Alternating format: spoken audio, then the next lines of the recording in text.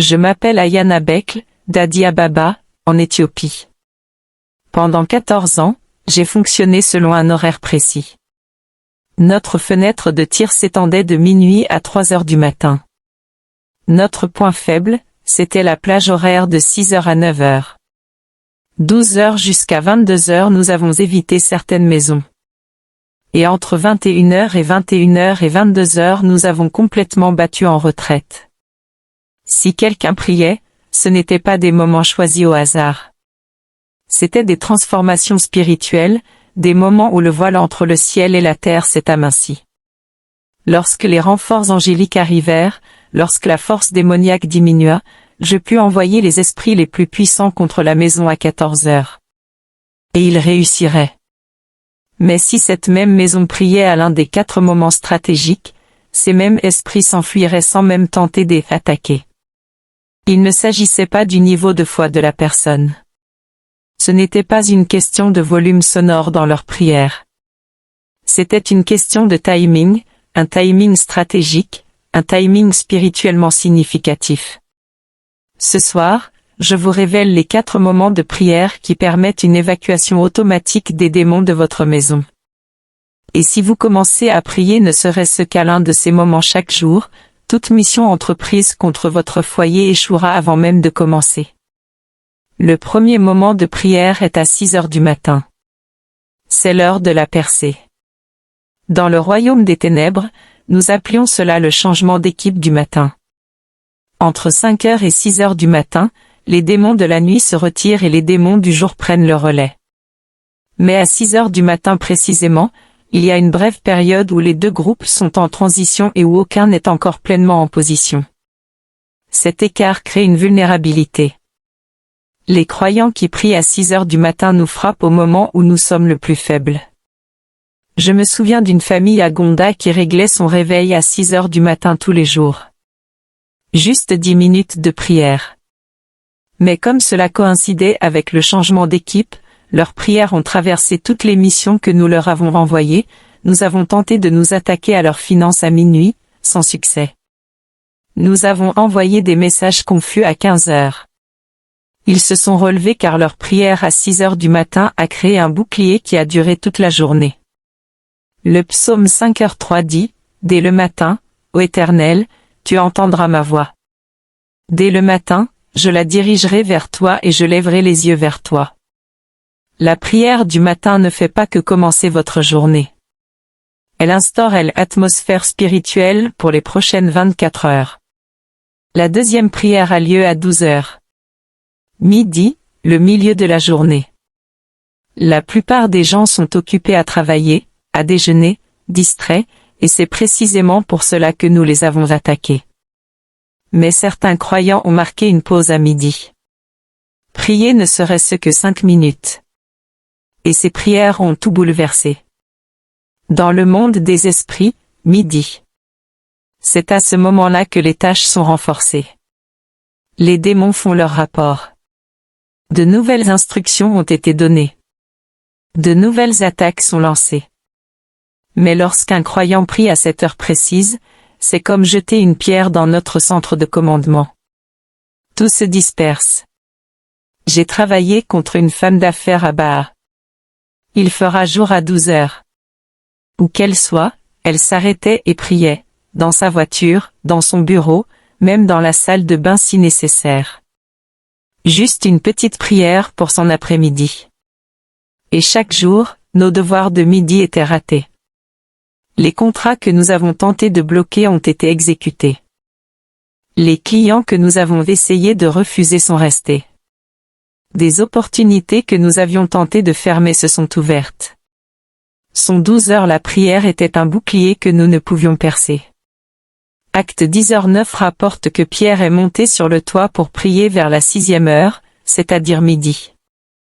La prière de midi brise le pouvoir des attaques de midi. Le 3e temps de prière est à 18 heures. L'heure du soir. C'est la transition du jour à la nuit. Et dans le monde spirituel, c'est à ce moment-là que les ténèbres commencent à gagner en puissance. Nous avons préparé nos opérations nocturnes à 18 heures. Attribuer des démons aux maisons, activer des malédictions, libérer les esprits de la peur, de l'insomnie, des cauchemars et de la confusion. Mais les maisons où quelqu'un a prié à 18 heures devinrent des forteresses. Je me souviens d'un couple à Mickey qui priait ensemble tous les soirs à 18 heures. Avant le dîner. Ils ne connaissaient rien à la stratégie de la guerre spirituelle. Ils en ont tout simplement pris l'habitude. Mais cette habitude a ruiné tous les devoirs que nous envoyions le soir. Le mari dormait paisiblement. Pas de cauchemar. L'épouse se reposa complètement. Pas d'insomnie. Leurs enfants étaient calmes. Pas de terreur nocturne car leur cours a lieu à 18 heures. La prière fermait toutes les portes avant même que nous puissions entrer. Le verset 2 du psaume 141 dit « Que ma prière soit devant toi comme l'encens. » L'élévation de mes mains en guise de sacrifice du soir. La prière du soir scelle votre nuit avant que l'obscurité ne s'installe. Le quatrième et plus puissant moment de prière est 3 heures du matin. C'est l'heure de la veille. Dans le monde de l'occultisme, 3 heures du matin est appelée l'heure des sorcières. C'est le pic d'activité démoniaque, l'heure où les rituels sont les plus efficaces, où les sorts sont les plus puissants, où les missions sont renforcées. Mais c'est aussi l'heure où les intercesseurs se lèvent et démantèlent complètement nos opérations. Je redoutais plus que tous les prières de 3 heures du matin, car les croyants qui se levaient à 3 heures du matin ne priaient pas par simple politesse. Ils nous visaient directement. Un soir, j'étais en plein milieu d'une mission importante contre un pasteur à Aksum. Le rituel était presque terminé. La victoire était proche. Puis, à 3 heures du matin précise, sa femme s'est réveillée et a commencé à prier. Non pas parce qu'elle était au courant de mon existence. Le Saint-Esprit la réveilla. Et dès qu'elle commença à prier, un feu jaillit dans le monde spirituel.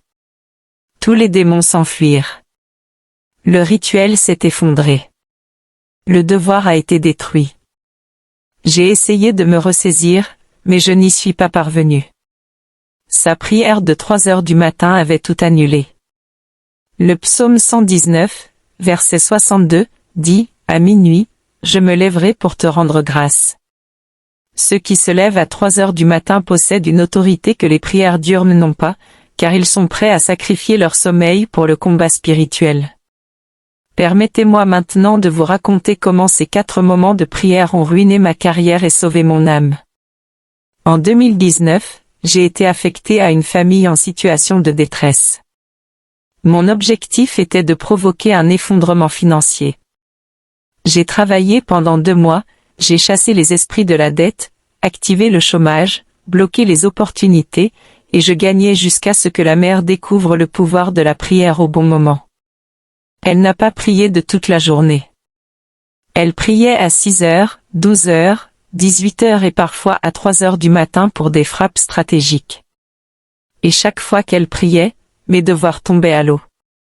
La dette que j'avais contractée a été miraculeusement annulée. L'allocation chômage que j'ai demandée s'est transformée en offre d'emploi. Les opportunités bloquées se sont largement ouvertes. En 3 semaines, j'avais perdu tout ce que j'avais construit en 2 mois. J'étais furieux. J'ai essayé d'intensifier, mais je n'y suis pas parvenu.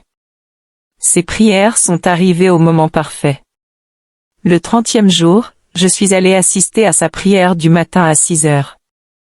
Et, alors que je me tenais spirituellement devant sa fenêtre, je l'ai entendu prier pour moi. Elle ne connaissait pas mon nom. Elle ignorait mon existence, mais elle a prié, « Seigneur, que celui qui s'en prend à ma famille te rencontre, sauve-le, libère-le. » Ces mots m'ont bouleversé.